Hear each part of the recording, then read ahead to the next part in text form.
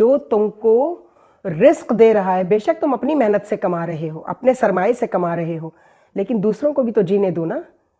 जो ज़मीन के रहने वाले हैं, जो ज़मीन पर पैदा हुए, उनकी 7, 8, 10 नस्लें उनकी इस ज़मीन पर पैदा हुई, यहीं पली बढ़ी, यहीं खिदमत की। आज तुमने उन्हें वहाँ लाकर खड़ा कर दिया कि उनकी बदुआएं इस मुल्क को खा रही हैं। जो कुछ हुआ है पिछले 6 महीनों में, जिसे रजीम चेंज का नाम दिया जा रहा है, हमने रजीम चेंज का नाम नहीं दिया उसको। मैं इसको नाम देती हूँ उस इनकलाब नौ की तैयारी जो पुल सरात पर है। एक पैर फिसला तो तुम इधर दोज़ख में, और दूसरा पैर अगर तुम्हारा सही रास्ते पे है तो तुम जन्नत में। लेकिन अल्लाह उन्हें फिर जलील भी कर रहा है। जिस तरह फैज़ हमीद साहब जलील हो रहे हैं, सिर्फ पूरे मुल्क में नहीं, पूरी दुनिया में। आपने जिस तरह, और दूसरी ये दामाद पार्टी जिसने यहाँ पर उन गैर मुल्कियों को जो हरगिज़ महाजिर नहीं थे, ज़ियाउल हक साहब उनको उस वक्त लाए महाजिर कहकर जब वो वाकई महाजिर थे, उनकी बस्तियाँ इस्लामाबाद में आबाद हुई।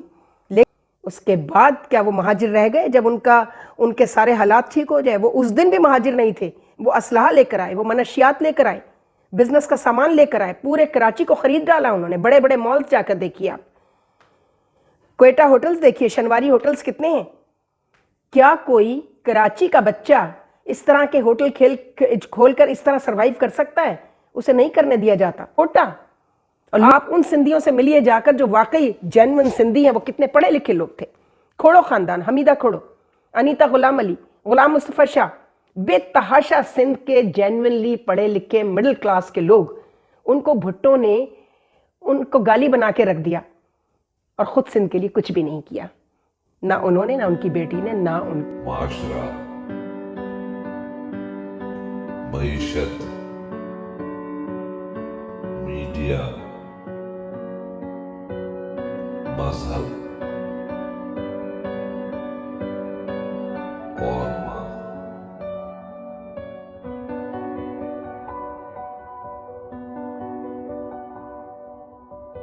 अस्सलाम वालेकुम। चैनल M5 से नसरीन हुसैन परवेज़ फिर कराची के हवाले से आपसे मुखातिब है। हमने बात की थी कि गद्दार होता कौन है। गद्दारी की डेफिनेशन तो बता दीजिए कि क्या है। गद्दारी की डेफिनेशन ये है कि जो तुमको रिस्क दे रहा है, बेशक तुम अपनी मेहनत से कमा रहे हो, अपने सरमाए से कमा रहे हो, लेकिन दूसरों को भी तो जीने दो ना। जो ज़मीन के रहने वाले हैं, जो ज़मीन पर पैदा हुए, उनकी 7, 8, 10 नस्लें उनकी इस ज़मीन पर पैदा हुई, यहीं पली बढ़ी, यहीं खिदमत की। आज तुमने उन्हें वहां लाकर खड़ा कर दिया कि उनकी बदुआएं इस मुल्क को खा रही हैं। जो कुछ हुआ है पिछले 6 महीनों में, जिसे रजीम चेंज का नाम दिया जा रहा है, हमने रजीम चेंज का नाम नहीं दिया उसको। मैं इसको नाम देती हूँ उस इनकलाब नौ की तैयारी जो पुल सरात पर है। एक पैर फिसला तो तुम इधर दोज़ख में, और दूसरा पैर अगर तुम्हारा सही रास्ते पे है तो तुम जन्नत में। इसलिए खुदा के लिए, ये आपकी माँ है, ये फीड करती है पूरी कराची को। मेरी एक क्लिप जो मैंने जब ये चैनल शुरू किया था, एक फीचर डॉक्यू ड्रामा मैंने बनाया, पहले भी बता चुकी हूँ, माँ को जीने दो। एंड माँ इस कराची, वो माँ जो पूरे मुल्क को खिलाती है कमा कर, उसके साथ ये सलूक करोगे तो बच जाओगे उसकी बद्दुआ से, नहीं बचोगे कभी भी, याद रखना। मेरे घर के बच्चे मुझे हमेशा कहते हैं, tell us one reason to stay here. चलें यहाँ से। सब चले गए हैं। मैंने उनसे कहा मैं आखिरी सांस तक यहीं रहूंगी, क्योंकि मेरे वालिदैन की कब्रें हैं यहाँ पर। वो जिनकी कब्रें छोड़ कर आए थे, वो कब्रें उनका रास्ता तकती हैं, वहां जाने के लिए वीज़ा तक नहीं है।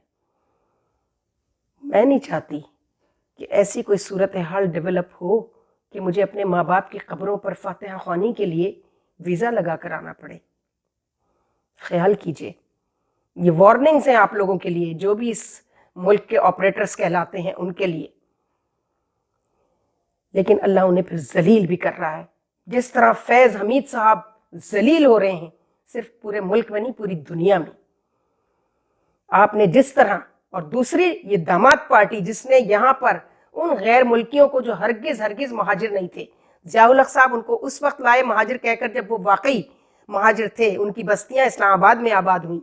लेकिन اس کے بعد کیا وہ مہاجر رہ گئے؟ جب ان کے سارے حالات ٹھیک ہو جائے، وہ اس دن بھی مہاجر نہیں تھے، وہ اسلحہ لے کر آئے، وہ منشیات لے کر آئے، بزنس کا سامان لے کر آئے، پورے کراچی کو خرید ڈالا انہوں نے۔ بڑے بڑے مالز جا کر دیکھیے آپ، کوئٹہ ہوٹلز دیکھیے، شنواری ہوٹلز کتنے ہیں۔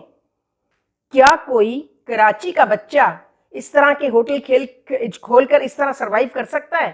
اسے نہیں کرنے دیا جاتا، اور لوٹ مار کرنے کے بعد کہا جاتا ہے یہ وہ بوری بند لاشیں والے اور بھتہ لینے والے بالکل وہ ہوں گے، لیکن سب تو وہ نہیں ہیں۔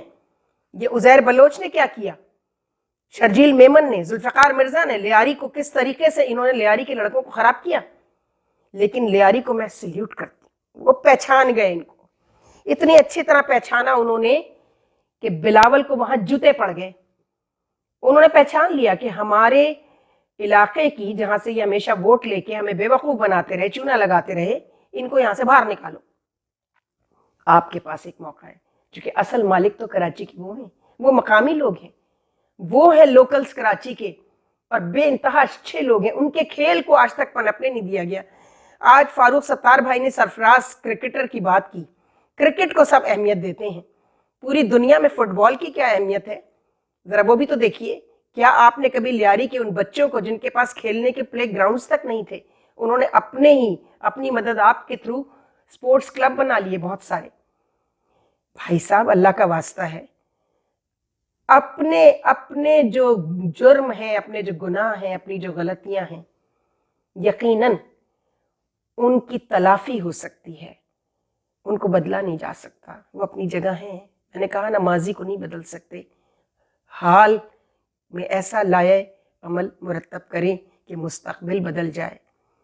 ہماری تو گزر گئی جس طرح گزرنی تھی، جتنا حق ہمارا مارا جانا تھا۔ وہ داماد پارٹی اور اس سے پہلے ان کا گرو، جس سے ان کے والد حاکم علی زرداری انتہائی نفرت کرتے تھے بھٹو سے، وہ بھٹو جس نے پہلے سٹیپ پر اس کی آبادی ہی کہا، فرسٹ سینسس، جہاں سے ساری بدتمیزی شروع ہوئی، ساری حق تلفیاں شروع ہوئیں، 82,000 کی آبادی کو کہا 56,000 کرو، اس کو گنو، بس وہاں سے شروع ہوا سلسلہ۔ جب آپ نے کہا کہ کراچی کے لوگوں کو کم گنو، تو اس بھٹو پہ ہم لعنت نہ بھیجیں تو اور کیا بھیجیں؟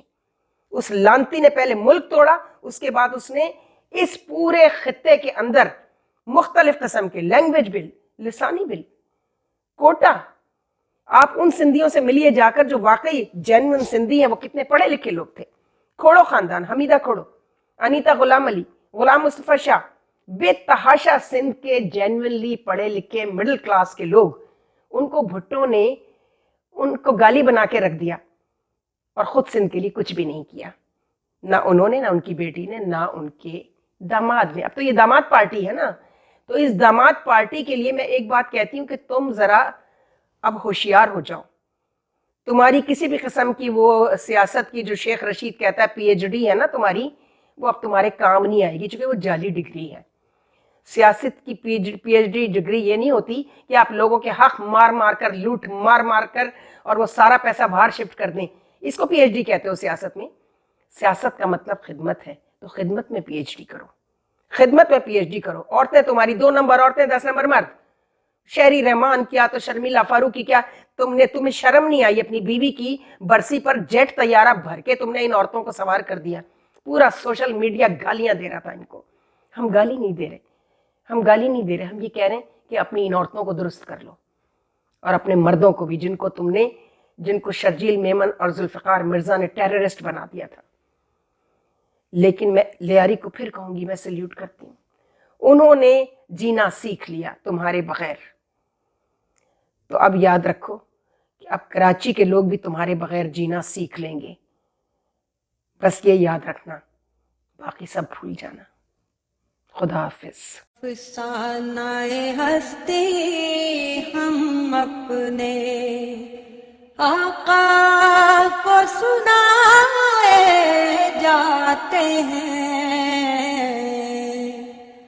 افسانہ ہستی ہم اپنے آقا کو سنائے جاتے ہیں، امید لگا